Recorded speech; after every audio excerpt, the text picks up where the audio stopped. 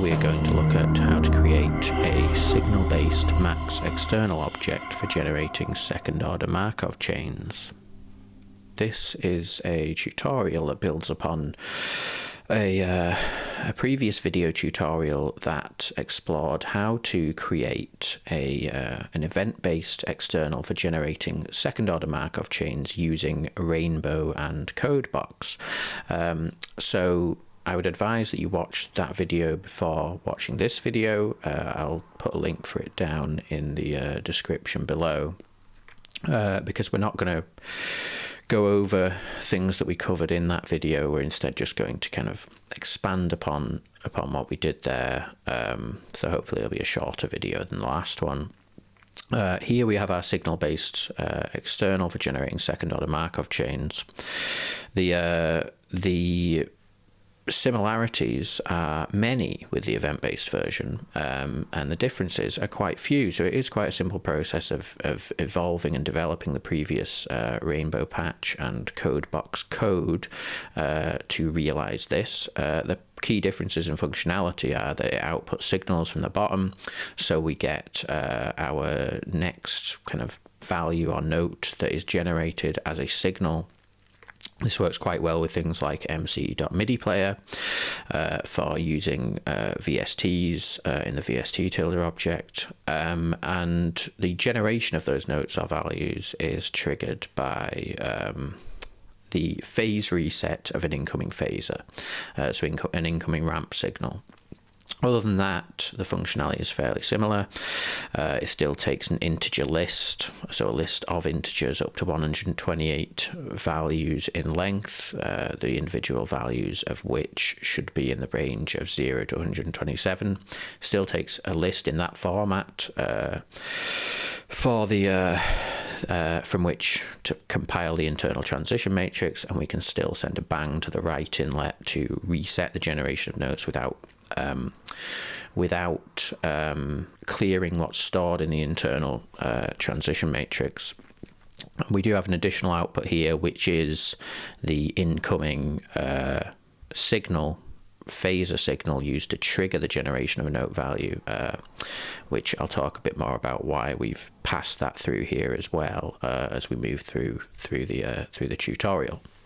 So up here we have what we did in the last video to create an event-based object for generating second-order Markov chains, and we're going to use that. In fact, I will make a copy of it. Oh, let's just kill that. I'll make a copy of it. We'll turn audio off for now to avoid any things like that again. We'll make a copy of it and I'll rename it, and I'll just stick a tilde on the end, and this is going to take the place of these gtm.markov tilde objects, which are the exported version of this external once we finish building it. So if we go into here, into our copy of our My Markov Chain RNBO subpatch or RNBO patcher from last time, the first thing we're going to do is we're going to make a Codebox tilde. We're going to put this alongside our Codebox. I'll actually resize that Codebox slightly in a minute, because we're still sending a list of integers in to the external to compile the transition matrix. We still want the original Codebox. We still want the original Codebox object, because that is going to be used for compiling the transition matrix. But the Codebox tilde is going to be used for generating notes or values from that transition matrix. So we'll just move all of this stuff along a bit, and we'll come back and make some changes as appropriate as we move through. So the next thing we're going to do is we're going to make the necessary parameters in here and also in the rainbow patch. So some of these we need to copy over and some of these we need to move over. So active chans, we need that in both, because in both the event-based code box and in Codebox tilde, because it's necessary for the encode function that we have in here for the compiling function that we have in here for compiling the transition matrix. But it's also necessary in here for the for loops that are used to generate the values from that transition matrix. Then we need to move our note out and last two notes params. So they need to move over here, which we can just paste in there.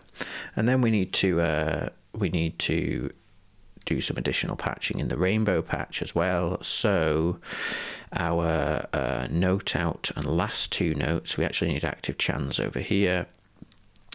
So what we're going to do essentially is we're going to what we'll do is we'll just copy all of this, stick it here. Then we want set note out. Oh, won't connect for some reason. Set note out. I don't know why that is.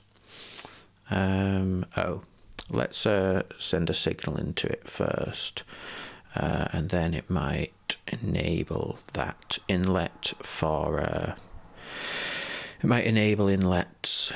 It might enable that inlet for connecting params to it. So what we'll do with this is we will delete this connection here, and we will make that an in tilde 2, and we will do, say, rather than bang for next door, we'll do phasor / ramp signal input for next note, and then we'll just add actually we can get rid of that for signal input, and then we'll do next note / value on phase reset. Okay, we can get rid of that and we can resize that. Hopefully this will resolve our issue. It might be because we haven't declared that inlet. Okay, well, we need to connect these things up shortly, so we will come back to doing that in due course. Okay, so the next thing we need to do is we need to duplicate our transmat state from inside Codebox. We need that over here, so that is going to be our transition matrix. Essentially it's our data operator down here. So it has the variable name transmat, and the name transmat is used to reference the data object outside the Codebox object, and assign the data stored into that to the data operator inside Codebox.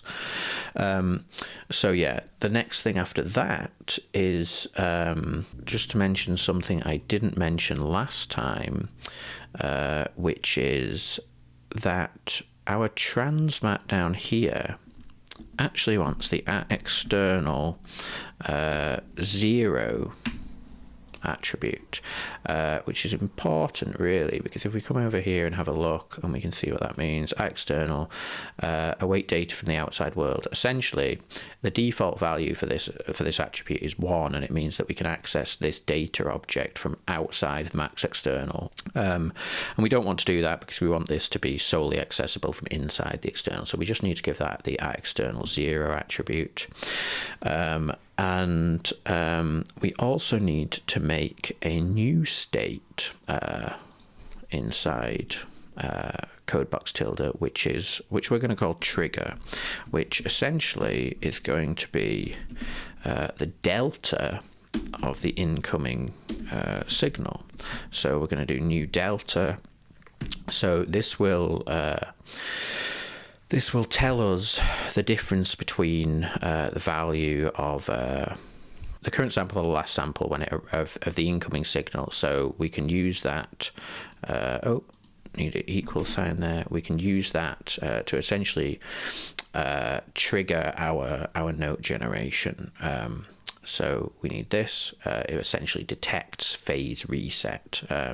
What it actually does is it detects the difference in, as I say, it's the difference in the value of the current sample relative to the last sample. So as a phasor with a consistent frequency increases in it during its cycle along the kind of ramp slope, the delta will always be the same because the value from one sample to the previous sample is consistent. It doesn't change because our frequency is consistent. But then when we reset, when the phase resets and we go back to 0,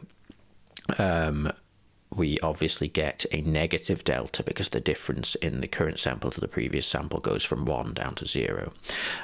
So yeah, we need that for triggering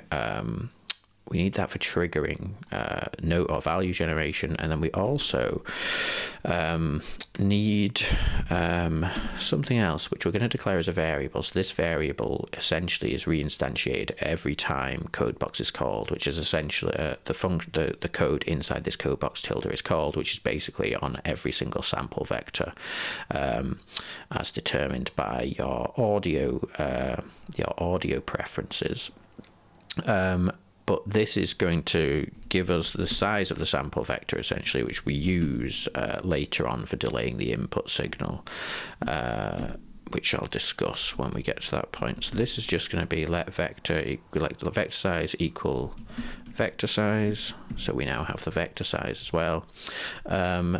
So now we can start duplicating some of this functionality over here. Now we need the encode function in Codebox still because it's used for compiling the transition matrix, but we also need it over here because it's used for creating new note pairs, which can then be referenced against the note pairs stored in the transition matrix in order to generate the next note or value.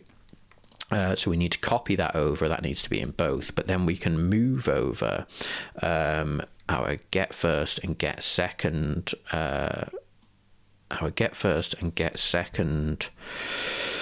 functions, because we no longer need them in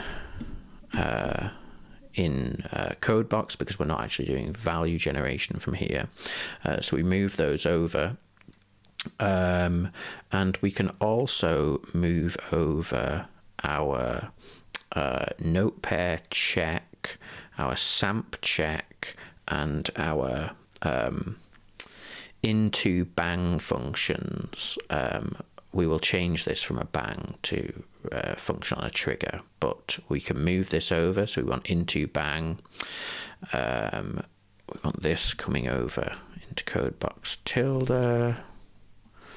I'll put this down here, and then above that we want our note pair check and our samp check functions as well. So if we come up here, we've got note pair check and we've got samp check. We want to move both of those over as well, so we can cut those out of there, and we'll stick them in here. Undeclared operator of samp check. Okay, that goes away. Good. Okay, so let's again, just so we can see a bit more clearly what we're doing, we'll make this a lot smaller, and we'll make this a lot bigger. Okay. So we've moved over our get first, get second, note pair check, and samp check functions, as well as our into bang function, which is used for the actual triggering of notes. And then the only thing left over here is we have the encode function still, which we've also copied over, and we have the compile matrix function, and that is called at the bottom here. And that's all we need to leave over here, and everything else we want over in Codebox tilde, because that's where we're going to do our note and value generation. Okay, so the next thing to do is over here, we need to add an additional outlet, and that is going to be out for, and out of that outlet, we are going to send our active chans param every time the compile matrix function runs, which is essentially on receipt of an incoming list. We've got out1 here, which is our preceding 2 notes, out2, which is our current note. Remember, this is just for reference. During the compile matrix phase, we don't actually output these from the rainbow patch or the external. And we have out3 somewhere further up here. If I recall, where we output, do we? We do. It's where we update the size of the sample size of our data operator. So it should, here we go. So out3 is there. So don't be confused that we've gone out1, 2, 4. Out3 is up here, and it's used for resizing our transition matrix size. So the reason we want our active chans to come out as well is we essentially need to move this along a bit. Actually, we can just leave that. We'll just drag that down around there for now.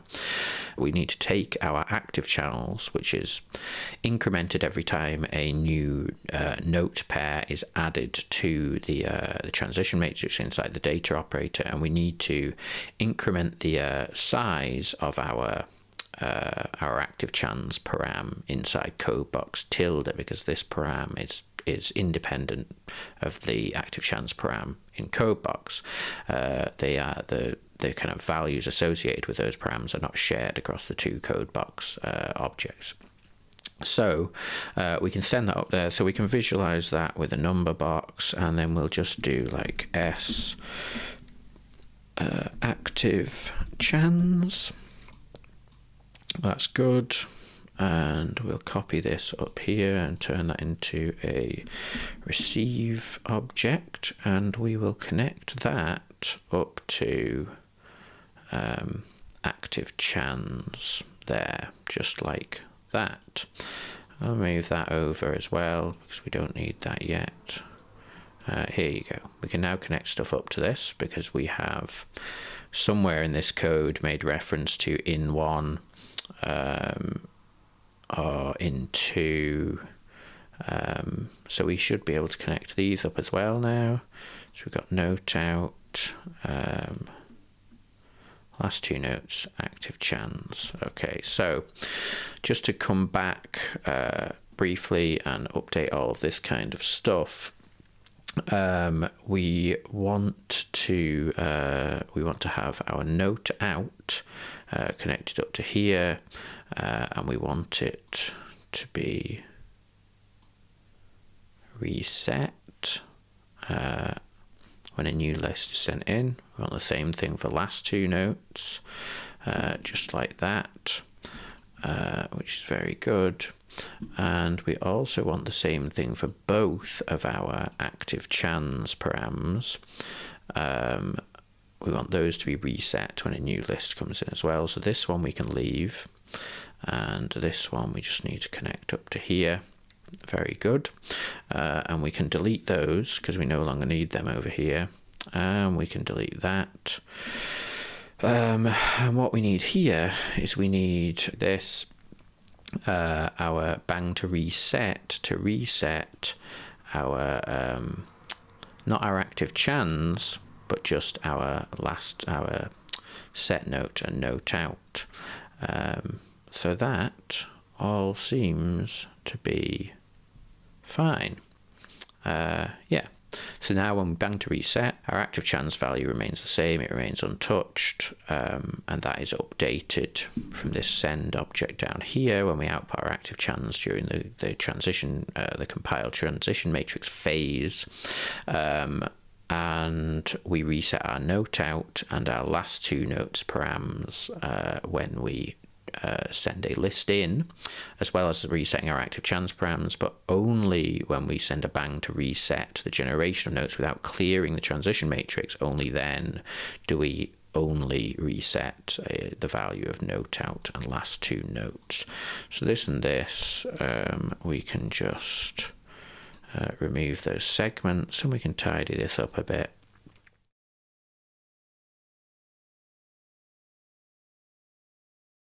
Okay, so we've connected all of our new input and parameter reset objects up to Codebox tilde as we need to. And the next thing we need to do is we need to update our into bang function, which is not going to respond to bangs, it's going to respond to an input signal. So the changes we need to make here are primarily to make it respond to an incoming signal trigger. So what we're going to do is we're going to change the name of this function. We're going to call it trig check. So we're kind of checking for a trigger, and then we will feed a trigger into that as its argument. Everything else stays the same, except we are going to add a new if statement before if note out is equal to 0 and after the declaration of these variables. So this is going to be if trig, which is our incoming argument, is less than minus 0.5, then we execute this function. So we only ever execute this function, the generation of note values, if the value of the incoming delta, which is what we're going to send into this, is less than minus 0.5, which will only ever be the case on phase reset of the incoming ramp signal. So we need to close that off as well. So we'll put that down there, and we can just kind of, can we quickly move all of this stuff along? No. If we want to do that, which we will do just to make it a bit clearer what's happening, we just need to go through everything. Okay, so now if our trigger is, our incoming trigger is less than minus 0.5, we will trigger the code that is inside this function, and we will get a new note or value. Okay, so the other thing we need to do is we need to move these outlets from here to the very bottom of our code. Now, because we're dealing with signals, we will essentially be constantly outputting values. So these values are only essentially updated when this condition is met and this function is executed. Otherwise, they just continuously output. We have done that. We've updated our into bang function to be a trigger check function, and we have moved our outlets. Okay. The next thing we need to do then is to make another state, which is called delay. And we will make this below our trigger state and before our vector variable. So I'll do at state delay equals new delay. So this is a delay operator. And we're going to use this to delay the incoming signal to then send it back out again, essentially by a single sample vector, because of the amount of time it takes to search through the internal transition matrix for the purpose of generating a new note or value. We want to synchronize the phase reset, which we're going to use for triggering like MC.MIDI player or whatever it may be, with the generation of that new note value by delaying the incoming signal by a single sample vector and outputting it again. Now you could just do that with a delay tilde operator by sample vector size, and that would do the same thing. You could do it outside of Codebox, but just to keep everything neat and tidy, we're going to do it inside Codebox. So we've created our delay operator there, and the next thing we're going to do is to add an additional output as well as changing all of these outlet numbers. So these need to change. So we want our active channels to be out 1, we want our last 2 notes to be out 2, and we want our note out to be out 3, and then out 4 is going to be out 4 equals, it's going to be our delay operator dot next, which is a method of the delay operator that allows us to get the value at the next sample or the next sample vector. What we're going to do is we're going to do in 1 because that's the signal we want to delay, and we're going to delay, the delay amount is going to be our vector size variable, which, if you remember, we assigned the vector size, so that will now come out of outlet 4, which is exactly what we want. Okay, so I think the last thing we need to do then is to make sure we're calling our function. So this function we want to call every sample vector that the audio engine runs. So we're going to do trig check, which is our function, and in that we're going to send trigger.next relative to in 1.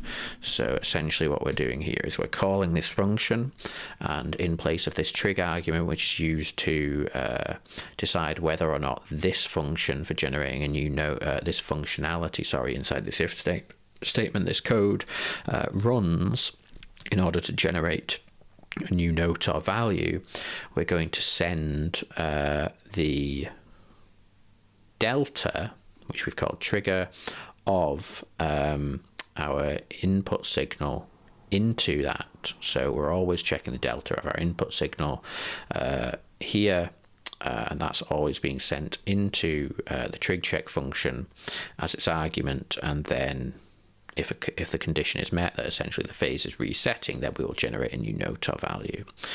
So that should be fine. We've got no errors there.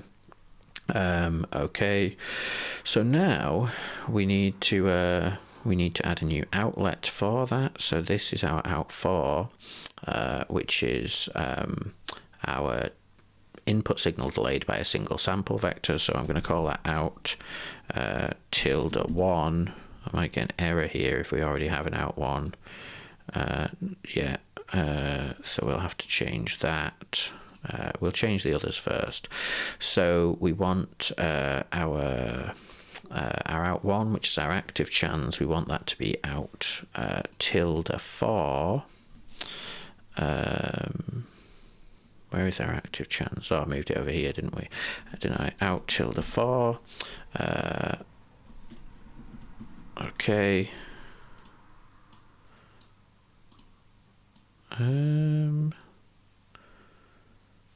Not sure why I'm getting these errors. Oh, I know why I'm getting these errors. It's because, no? Out tilde 4. Is there an out 4 somewhere already? Oh, there is. Okay. So once we rename these other outlets, everything should kind of resolve itself. So we'll have out tilde 4 there, which is our active channels. Just so that we can reference that in here, we can stick a number tilde between the two. Good. Okay. As I say, don't worry about the fact that it's erroneous at the moment. It should hopefully resolve itself. So we've got our out tilde 4 as our active chans. We want out tilde 3, which is going to be our next note pair encoded. We want that to be out tilde 3. Good. And that we want that to be that, and we want that connected up there. Good. Let's just resize that.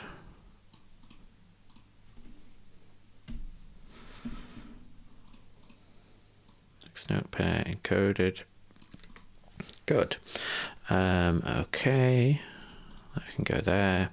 Then we also want our note or value output, which is now going to be our second outlet. So this needs to become a -1 tilde. If you remember from the previous tutorial, we increase the value of the incoming list by 1. We bump everything up by 1 because the code inside Codebox for compiling the transition matrix essentially uses a range of 1 to 128 rather than 0 to 127.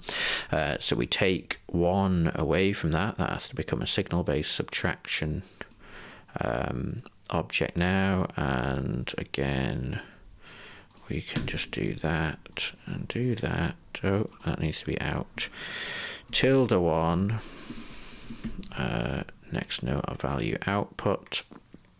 We can connect that up to there, and if we want to see what's going on there, we can do that. Good. Oh, sorry, that should be out ~2. Okay, and then over here we want out ~1, and this is going to be our comment is going to be input signal, because that's what it's going to be. Input signal. And then we'll do single input signal. We'll do single sample vector delay. So it's clear what's going on there. We still must have another out1 somewhere. Out ~1, ~4.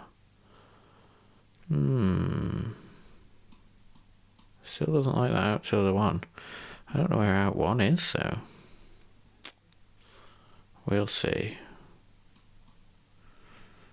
What am I doing wrong here? Out ~1. Let's just leave that there for now. Over here, we're going to change this to out5. Bang on completion of transition matrix, and that enables that. So where is my out1? Oh, sorry. It needs a comment at comment. There we go.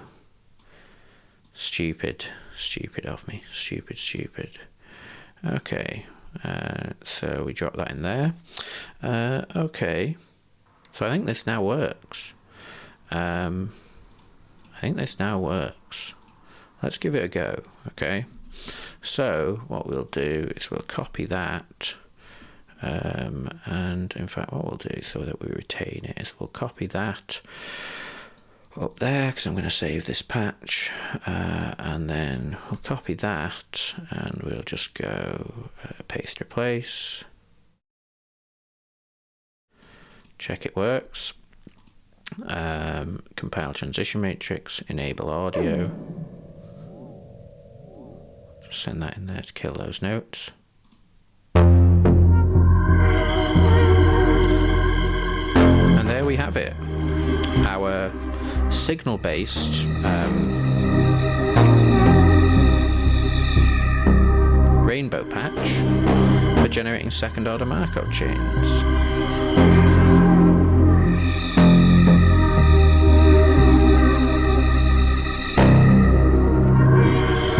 Change our key and our scale, because this is all set up to send to everything.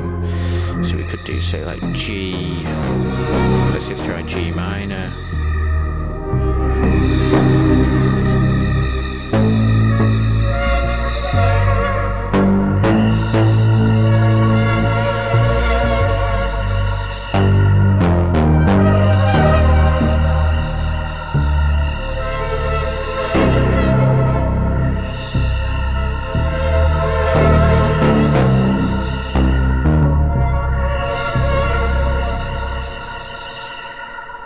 Great. What we'll do now then is we'll go in here and we will export this. I don't think we have any recent errors now. That all seems to be fine. So we can export. We want max external export. Where is that going to?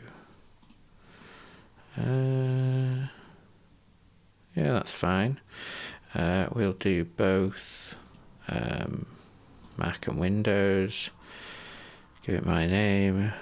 An external for generating second order Markov chains. All this is fine. Export. And now we wait. Okay, we're back. So this has gone into our project folder, which is exactly what we want. We can close that down. We should be able to close that. Hopefully now we should be able to make a new object. My Markov chain tilde. No, show project folder. Let's do this. Externals. Export. Here we go. Externals. Let's just drag those in. We actually need the max version. My Markov chain. We will also stick that in there as well as the docs. Good. Consolidate. Save that.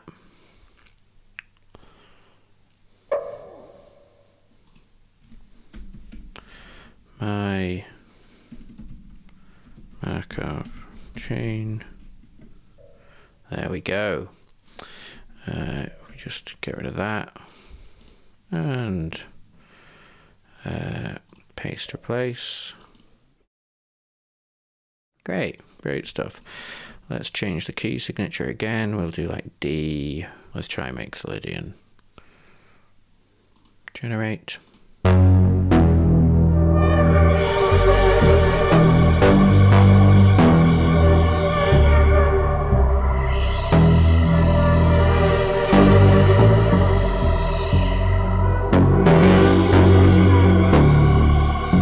Brilliant.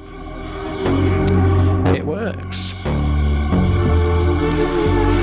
So yeah, I hope that this has been again helpful. You've learned some things. Thankfully it was a little bit shorter than the last one.